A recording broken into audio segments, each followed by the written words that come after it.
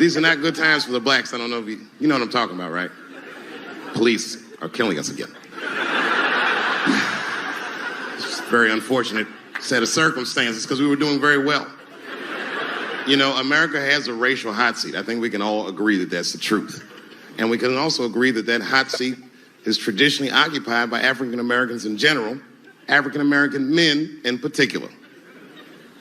Although I can see that in recent years, that seat has been occupied by Mexicans, and I dare say Arabs. And we, the black Americans, would like to thank you both for your sacrifice and your struggle. We needed a break. We needed a goddamn break. We all go through something, but at least I can leave my backpack someplace. If you Arab and forget your backpack, you got about 20 minutes before they send that robot to blow your shit up. Fuhad. Now ISIS is #1 on the terrorist charts. And ISIS is fucking scary. Because if ISIS catches you, they're going to cut your head off. That's what they do. I've seen them do it on YouTube. It was fucking awful. He looked right in the camera and say, Obama, I am back. I saw that shit. I said, oh my God. Don't like.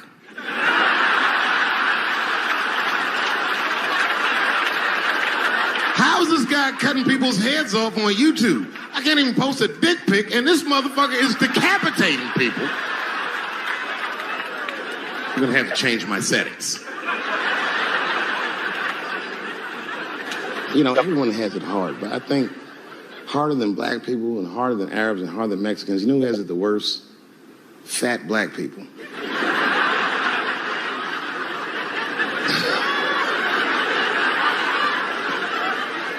It's hard for white people to understand, but that's what I'm saying is very true.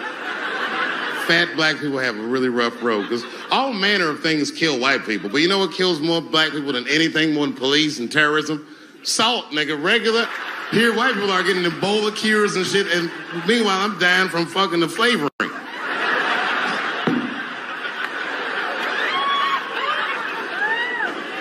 Look, honestly, I'll stop talking about it. Let me say this, though. Let me just say this. Can we all just say that we've seen it coming? Were you surprised? It's like when that guy threw that banana at me. Do you think I was surprised? Hell no. I've been in show business 30 years. I was expecting this banana. I knew one of these nights, it's like somebody gonna throw a banana at me one of these nights, niggas. Because that's how it starts, with the name calling. Like that Paula Deen. Remember Paula Deen got fired from the Food Network? If you know anything about show business, it is really hard to get fired from the fucking Food Network. And they dropped that bitch like a hot potato. All because she called somebody an N-word 30 years before she had a show. I don't know who she said it to, but whoever it was just looking at her like, I'm gonna get you for this bitch. That shit came back 30 years later like a Bill Cosby rape and sunk her battleship.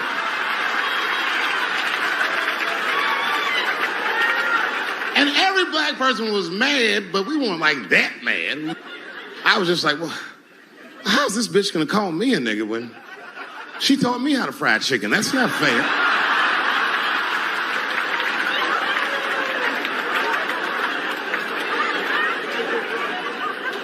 I think Donald Sterling shit was more serious.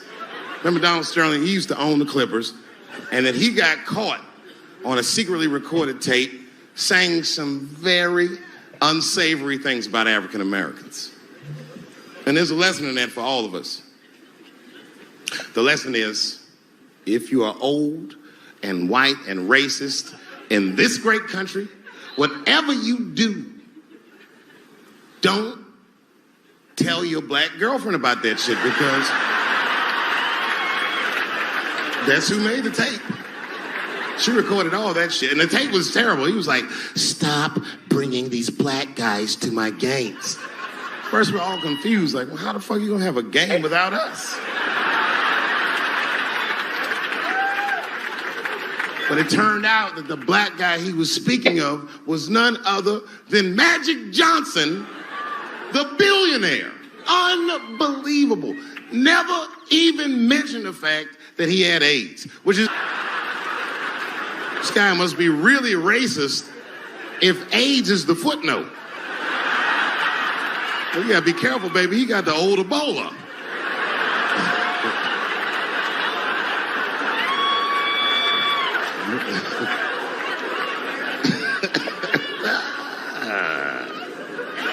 You can say what you want about that girl, but I'm gonna tell you right now, she is a goddamned hero. Because you might have thought these things were happening before, but now you can see it all in front of you without a shadow of a doubt. That shit actually went down. She sucked that old guy's dick. Even if she never did. I've always said she did. You know, to be honest, for sure, definitely for sure, America has a racial hot seat and it has been occupied by black people in a long time. And definitely for sure, black people are going through a lot of things in this beautiful country. You know, and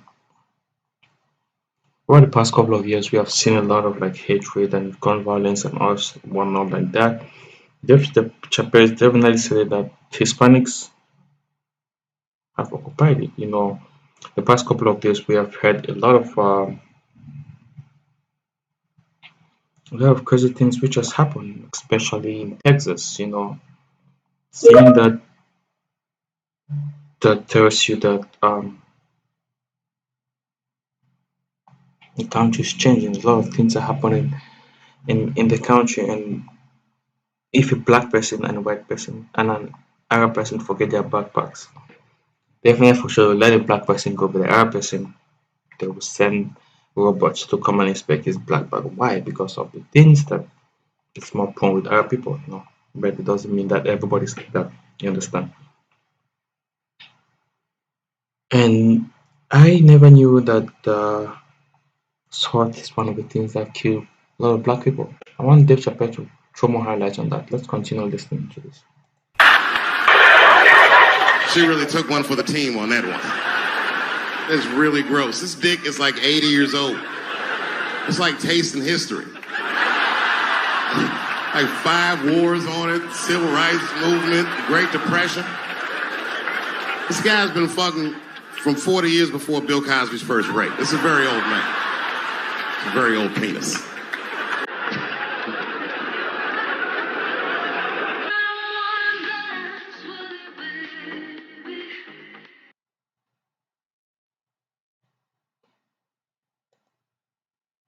Modern black man, that's not going to do the trick. I don't give a fuck about that. Like if I went to Kentucky Fried Chicken, Ku Klux Klan hood on top of their head, what do you think I'm going to do in this day and age? Run out Kentucky Fried Chicken? Not if I'm hungry. I'll go straight to the front. Hey man, let me get a 2-piece. I don't give a fuck what he says. You want a biscuit with that, nigger? I thought it came with a biscuit. What's all this attitude? I want a 2-piece. Chop, chop. You know what it is. But I'm not going to be mad. Why would I be mad? He's the one that's got to work at Kentucky Fried Chicken, not me.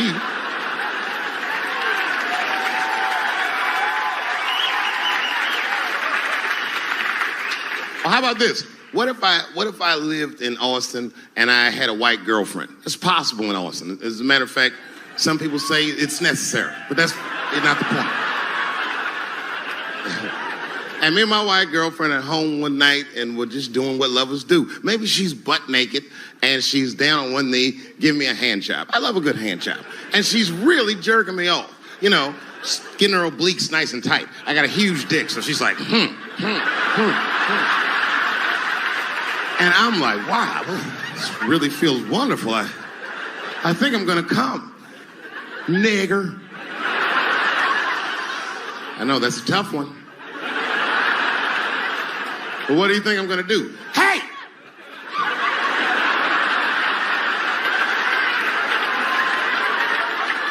That's no time for integrity, ladies and gentlemen. I'm busting that nut in her face. I'll sort through the ethics later. So you're gonna do that Sunday ethics later. Oh, this is really funny. Yeah, but some people won't give a crap about it all. Like if a white girl call you nigga and man, I mean some people just get angry or what. Don't let words make you sad or make you mad, you know. Don't let it do that to you. Whatever people say to you, just let it go. You know, it's definitely good to get a white girlfriend, especially living in Texas. It proves for you. But I'm what they call a man of his word. If I say I'm coming, oh, I'm coming. I don't give a fuck what happens. God forbid somebody could shoot me. If I say I'm coming, it's still that. Oh.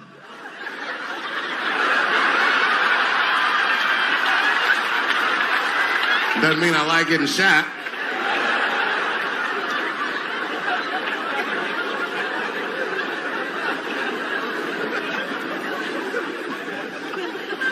Boy.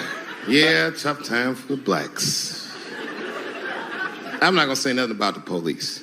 I'll leave that for Chris Rock. Yep, leave it for Chris Rock. Chris Rock, he knows how to handle and deal with stuff like that.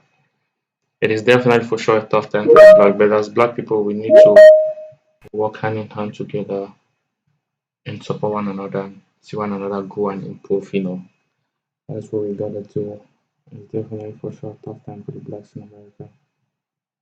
And not just for blacks in America, Americans in general. Thank you.